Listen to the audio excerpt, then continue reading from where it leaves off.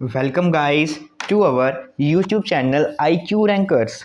तो स्टूडेंट्स, आज मैं आपको NCERT एक्सरसाइज 1.3 का क्वेश्चन नंबर 6 करवाऊंगा।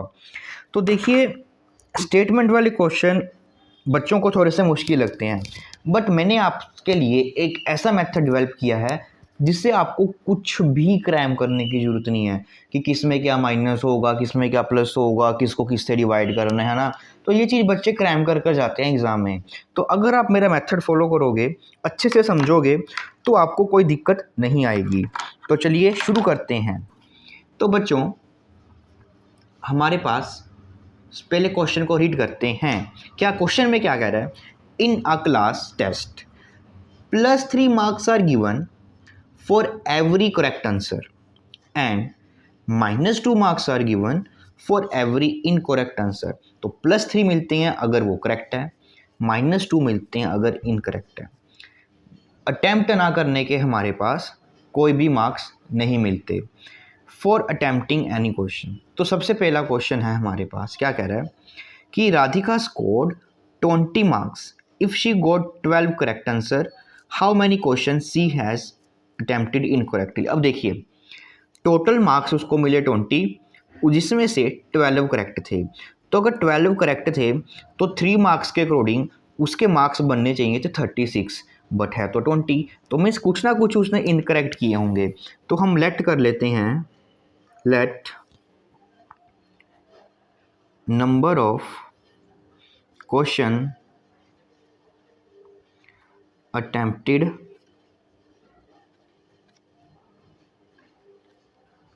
इनकरेक्टली। तो अगर इनकरेक्टली कितने क्वेश्चन उसने अटैम्प्ट किए, मान लेते हैं हम n नंबर ऑफ क्वेश्चंस हैं जो उसने इनकरेक्टली अटैम्प्ट किए। अब उसने 12 क्वेश्चंस को करेक्ट किया है। तो अगर यहाँ पे 12 क्वेश्चंस को उसने करेक्ट किया है तो एक क्वेश्चन के मार्क्स कितने मिलते हैं? +3। तो हम +3 कर देते हैं, मल्टीप्लाई। तो ये टोटल मार्क्स हो जाएंगे उसके जो उसने करेक्ट के लिए दिए। फिर उसके बाद प्लस, अब इनकरेक्ट नंबर ऑफ क्वेश्चंस कितने हैं? n।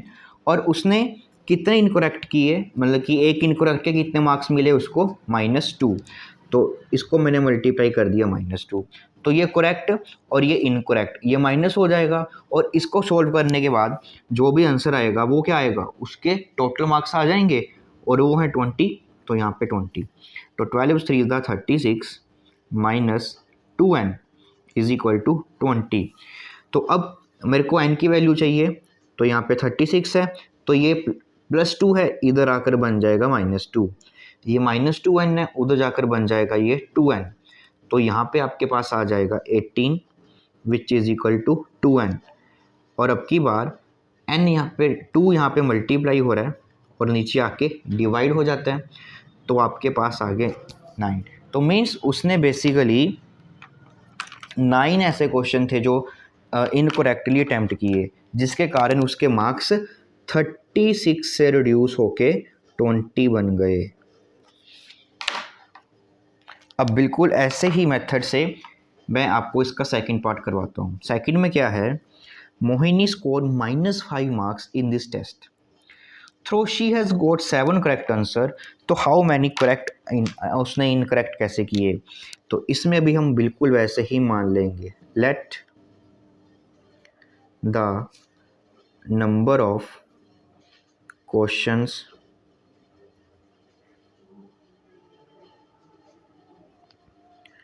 Attempted incorrect. तो हमने मान लिए वो n है, तो फिर से वही काम करेंगे। उसने she has got 7 correct answers, तो 7 क्वेश्चन उसने करेक्ट किए और हर एक क्वेश्चन के 3 मार्क्स मिलते हैं, तो टोटल मार्क्स उसको मिले 21। फिर प्लस, अब पता नहीं उसने इनकरेक्ट कितने किए, तो मान लिया n, और इनकरेक्ट के कितने मिलते हैं? -2। तो ये उसके हो गए टोटल मार्क्स। पर टोटल मार्क्स है कितने? -5। तो इसको सोल्व कीजिए, 21 -2n, और ये हो जाएगा -5। अब ये -5 है, जब ये इक्वालिटी के इधर आएगा तो ये बन जाएगा +5, ये -2n है और उधर जाकर बन जाएगा प्लस का 2n।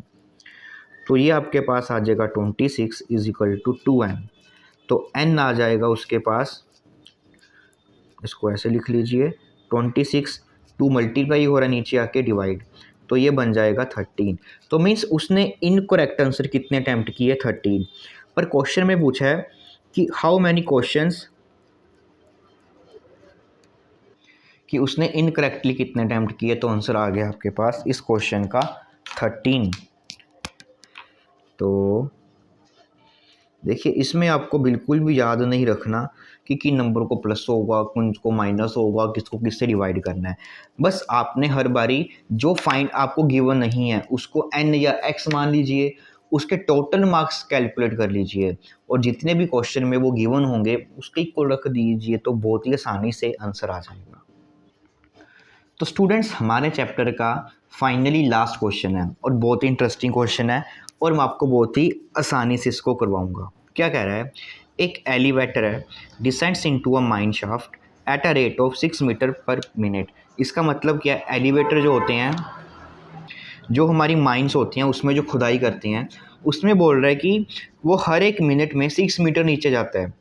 मतलब कि अगर वो 6 मीटर नीचे जा रहा है तो उसको 1 मिनट लगेगा, या पे भी समझते हो कि 1 मीटर में वो कितनी खुदाई कर रहा है 6 metre. If he the descent start from 10 metre above the ground level. तो अब इसको समझते हैं कि वो क्या कहना चाह रहा है। तो मान लीजिए ये है मेरे पास अपना ग्राउंड लेवल, ये है मेरा ग्राउंड लेवल है।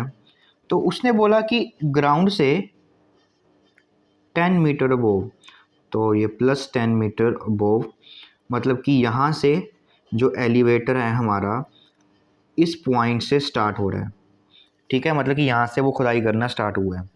फिर उन्होंने बोला कि नीचे वो कहाँ तक जाता है, -35 मीटर, मतलब कि वो नीचे की तरफ आएगा। तो मतलब कि उसने यहाँ से स्टार्ट किया और यहाँ तक उसने टोटल है वो किया, तो उसको देखना है कि कितना टाइम लगेगा।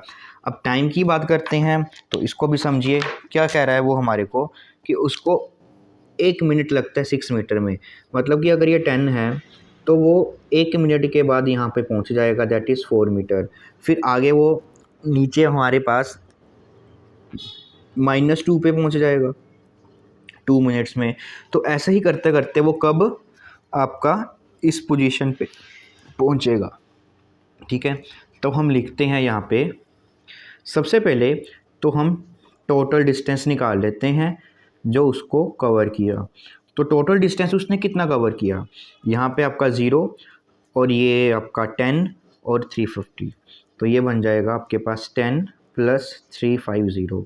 तो टोटल डिस्टेंस उसने कितना कवर किया, 360 मीटर, ठीक है। तो फिर हमारे पास क्या है, ही कवर 6 मीटर इन 1 मिनट। तो 1 मिनट में वो कितना कवर कर रहा है आपका 6 मीटर, मीन्स 1 मिनट में उसने डिस्टेंस कितना कवर किया 6 मीटर। अब मेरे को ये निकालना है कि 360 मीटर में उसको कितना टाइम लगेगा। तो आप चाहे यूनिटरी मेथड से भी कर सकते हो, तो मैं यहाँ पे निकाल लेता हूँ कि हम देख लेते हैं कि 1 मीटर में कितना टाइम लगेगा। तो 1 मीटर को कवर करने के लिए उसको लगेंगे 1/6 मिनट्स, और 360 मीटर को कवर करने के लिए उसको लग जाएंगे 360 × 1/6 मिनट्स। तो ये आपका कैंसिल हो जाएगा 6 के टेबल पे, तो आपके पास आ जाएगा 60 मिनट्स, मतलब कि 1 आवर। या आपको टोटल टाइम निकालना है तो उसके लिए आप क्या कर सकते हो कि टोटल डिस्टेंस उसने कितना कवर किया 360, और एक में कितना कर रहा है 6, तो इसको 360 से 6 से डिवाइड कर दीजिए, तो भी आपके पास आंसर आ जाएगा 60 मिनट्स। तो होप सो स्टूडेंट्स आपको चैप्टर 1 में सारा का सारा आपने कंप्लीट कर लिया होगा एनसीईआरटी। तो मेरा तो यही मानना है कि अगर आपने एनसीईआरटी की है तो कम से कम हर एक क्वेश्चन को आप 2-2 बार ज़रूर करें। नेक्स्ट चैप्टर शुरू करने से पहले कम से कम एनसीईआरटी एक्सरसाइज जो आपका फर्स्ट चैप्टर है इसको 2 बार ही ज़रूर करें। अब इसके बाद मैं आपको खुद के बनाए हुए कुछ नए क्वेश्चंस देने वाला हूँ, ठीक है। और वो क्वेश्चंस जो होंगे वो सारे के सारे आपके नॉर्मली एमसीक्यू की फॉर्म में होंगे। आपको दोनों मेथड से मैं करवाऊंगा कि सब्जेक्टिव पेपर में कैसे सोल्व करने हैं और ऑब्जेक्टिव में भी। तो उनको आपको सोल्व करना है और उसकी पीडीएफ कैसे मिलेगी, आपको कैसे मिलेंगे, तो वो मैं आपको अपनी नेक्स्ट वीडियो में बताऊंगा कि कैसे क्या क्या आप कर सकते हो। ठीक है, तो almost I think 50 to 60 questions रहेंगे। ठीक है, एक पीडीएफ में तो बहुत ही हाई लेवल अच्छे लेवल के क्वेश्चन होंगे, तो उसको भी आप ज़रूर ट्राई करें। मतलब कि वो क्वेश्चन अगर आप करोगे तो इसके अलावा आपको कोई और दूसरी रेफरेंस बुक लेने की ज़रूरत नहीं पड़ेगी। एक एनसीईआरटी तो आपके पास है ही, तो आप एनसीईआरटी कीजिए। उसके बाद जो मैं आपको असाइनमेंट शीट्स दूंगा अपनी एक खुद की, तो वो कर लीजिए। तो वो किसी भी स्कूल के पेपर को में 80 आउट ऑफ 80 लाने के लिए सफिशेंट है। उसके बाद आपको कोई भी दूसरे पब्लिशर्स की बुक करने की ज़रूरत नहीं पड़ेगी। ठीक है, क्योंकि वो ऑलमोस्ट सारे ही मैं मिक्स करके आपको क्वेश्चन की शीट है वो प्रोवाइड करूँगा। तो चलो बच्चों, मिलते हैं अब हमारे अगले लेक्चर में।